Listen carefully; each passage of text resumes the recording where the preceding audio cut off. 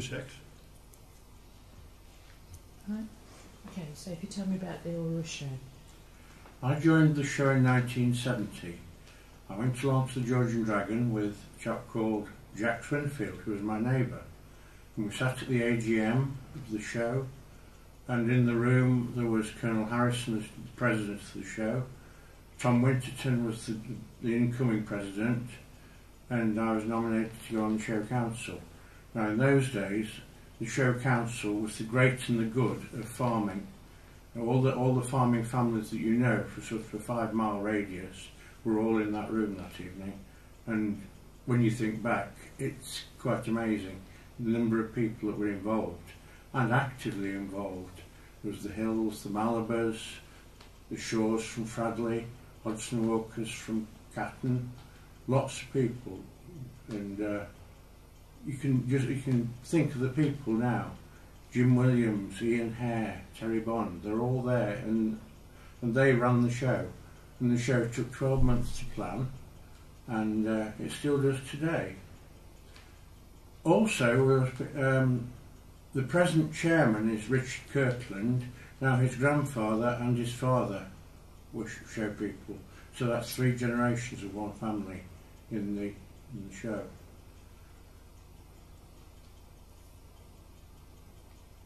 Stop for a minute. Okay. I started off putting show jumps up. So you'd be found in a tiny place in the ring that was safe, where you weren't going to get kicked by a horse, and then for each round of show jumping you went and put the show jumps up. In those days we ran the qualifying rounds for Horse of the Year show, the Daily Express Fox Hunter Championship and the Host Drug Championship. So you've got people like Liz and Ted Edgar, Shocker Muller Brothers, David Broom, Harvey Smith, all the top show jumpers came to all of us. David Broom went on to win Horse of the Year show when he, after he'd been to all of us. And show jumping went on very often till 9:30 or 10 in the evening. I've come back to the village and you could still hear the bell going to start the next round of show jumping. And that went on very often till 10:30 with top names of show jumpers. It was quite... I'll get some... In the early days, the show jumping was a major part of the show. And we'd have people such as Liz and Ted Edgar, David Broom, Harvey Smith. They all came to Alrewas. Alrewas was a qualifying show for the Daily Express Fox Hunter Championship and the Host Drug Championship for the Horse of the Year show in London.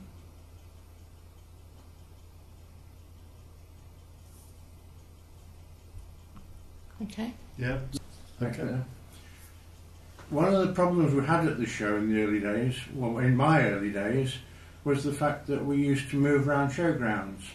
When I first joined, it was at Woolies, John and Reg Woolley at Fradley, opposite the Bull's Head, as was then, which was a pub on the A38, where the petrol station now is, just before the Fradley Arms. And that was our showground for many years. But then we decided, the Bully Brothers decided that we ought to have a change, so we moved off there, and then we went round lots of different farms. And I remember going with Jack Orcutt to see John Malabar, see if we could have a showground. And we were on John Malabar's ground for probably 2 years. Then Mrs. Rowe offered us a showground over on the other side of the A38, which is now the Arboretum area. Now we had our centenary show in there, and that was a marvellous show. We had 4 rings of main entertainment, 4 main rings of entertainment, 500 horses, 120 head of cattle, all under canvas, 500 dogs under Kennel Club rules. That was a big show. Now our Alrewas show used to be called the Little Royal. I think that was one of the reasons, because we had so much going on, as well as all the trade stands and shire horses and everything that was going then. Let's stop for a sec. Centenary show was 1979. I remember one of the main ring attractions was we did a display of farm machinery through the ages, and it started off with Norman Allsop and Neil Allsop with a hand fiddle broadcasting seed, and they walked round in smocks. Then came old tractors, then came the biggest and best farm machinery that was about at the time. Reginald Tilsley's from Lichfield, who Jack Orcutt worked for, lent us the biggest combine in the country at that time. But the finale of the show was a crop spraying helicopter that came over from Wales, organised by Alec Mercer, and that came and put like a mist over the people, a mist of water. That was the end of the machinery parade. Brilliant. Brilliant. These were happy days, and a lot of people were involved with the show. But as the show got bigger after the centenary, we struggled to find show ground, and although we went to the farmers and they were very helpful, we couldn't maintain the size of the show as it was and the cost of it. So in 1989 the show was nearly stopped, nearly finished, but for the sorry. Yeah, it's okay. You can edit It it is out, that, anyway, yeah. don't worry. Yeah. The enthusiasm of a few people. We had a meeting in the village hall, and we decided that there was enough people interested to carry on with the show. It was a make or break meeting really, and since then we've contained the show and gone from strength to strength really. During my time with the show's only been cancelled 3 times. Once for foot and mouth and twice for flooding. The field was flooded quite badly, and we had to make the decision as a show council whether to cancel the show or go on. And fortunately we made the decision 4 weeks before the show, which was the right decision, because you lose a lot more money on a failed show than you would do on a cancelled show. You pay cancellation charges to your tent people, some of your main ring attractions and that sort of thing. But if you've already booked them, you're paying a full amount, and you just haven't got the gate monies to cover that. So it's best to do it earlier than later. And in hindsight, we made the right decision. It didn't. We purchased our show field, our permanent showground that we have now, in 1997. I went to the auction and bid for the field. It was up for sale, and the bidding went up, and I stopped bidding at £40,000, and there was another bid against me, and then there was another bid after that, after I'd stopped. And the final bid went to Graham Ward of Fradley. And after the auction, he came up to me and he said that you had stopped bidding, hadn't you? I said yes. He said okay. So I might want to come and see you to borrow the field off you then, Graham. Anyway, the next morning he phoned me and said that the show could buy the field for the price he'd bought it for. So he bought it on behalf of the show. We were fortunate to have some backers, financial backers, who lent us money for the show field. We had 5 backers, and they lent us money to buy it on the understanding that we paid them back within 10 years.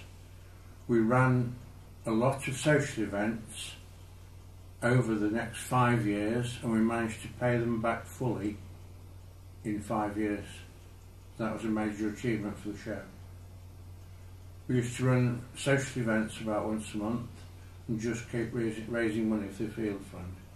We were very fortunate in having donations from a lot of the village people, which was good, and the support from the village was excellent. And some of the backers, or most of the backers, actually paid a donation towards the field for us. Okay. Oh, you know. You can say that at the end. Okay.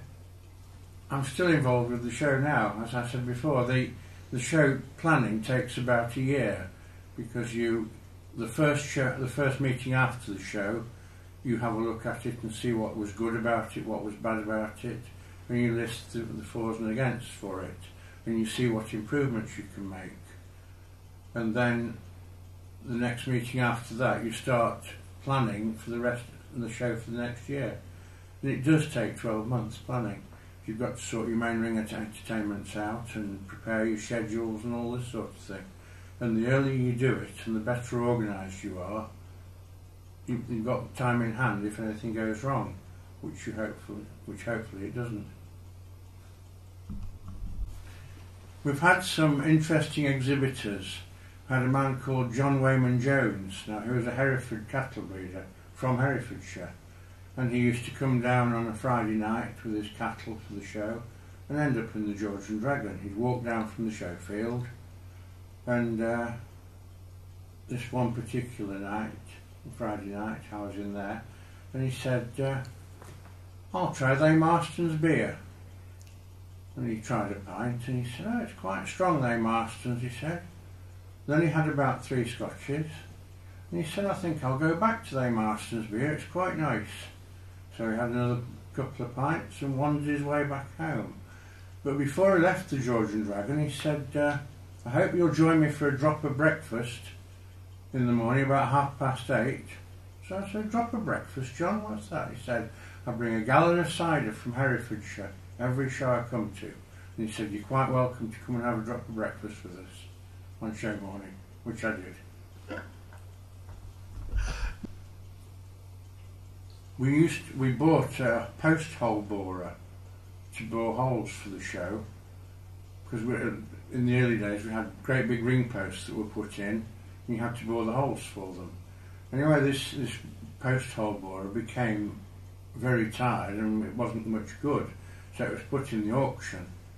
Anyway, the price was going a bit slowly, and one of the show council members put a bid in for it, and needless to say, he nearly got it, but the auctioneer was quite good, and he saw the next man bid as well, so that was all right. Yeah, fine. My parents, Kath and Bill Johnson, were heavily involved with the show. My mother ran the floral arts section for a number of years, and she had international judges, and it was a very successful show, very successful section of the show. My father used to help out levelling the tables and covering them, and spent a lot of time doing work for the show.